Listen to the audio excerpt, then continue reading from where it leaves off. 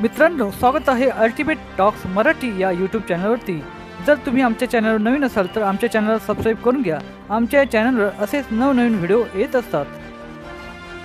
केंद्र सरकार भारतमाला प्रकल्पाअंतर्गत पुणे ते बंगळुरू हा 700 किलोमीटर लांबीचा द्रुतगती महामार्ग साकारला जात आहे। तब्बल 50,000 कोटी रुपये खर्चाच्या या महामार्गाचे काम 2028 पर्यंत पूर्ण करण्याचे नियोजन राष्ट्रीय महामार्ग प्राधिकरणाच्या देखरेखीखाली महामार्गाचे बांधकाम सुरू।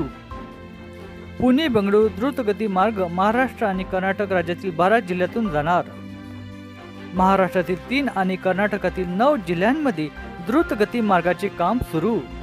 पुणे बंगळुरू द्रुतगती महामार्गाच्या निर्मितीमुळे दोन्ही राज्यांमधील अंतर 95 किलोमीटरने कमी होणार। या द्रुतगती मार्गावर सुरुवातीला 6 लेन असतील, ज्याचा नंतर 8 लेनमध्ये विस्तार केला जाईल।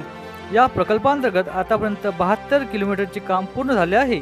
महाराष्ट्रातील पुणे रिंग रोड पासून सुरू होणारा महामार्ग पुणे, सातारा आणि सांगली जिल्ह्यामधून कर्नाटकात प्रवेश करेल। त्यानंतर तो बेळगाव, बागलकोट, गदग, कोप्पल,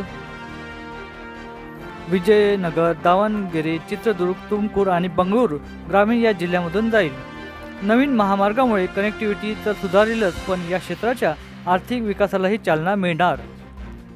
मित्रांनो, या महामार्गाविषयी तुम्हाला काय वाटते हे आम्हाला कमेंट करून नक्की सांगा व असेच नवनवीन व्हिडिओ पाहण्यासाठी अल्टिमेट टॉक्स मराठी या यूट्यूब चॅनलला सबस्क्राईब करा। धन्यवाद।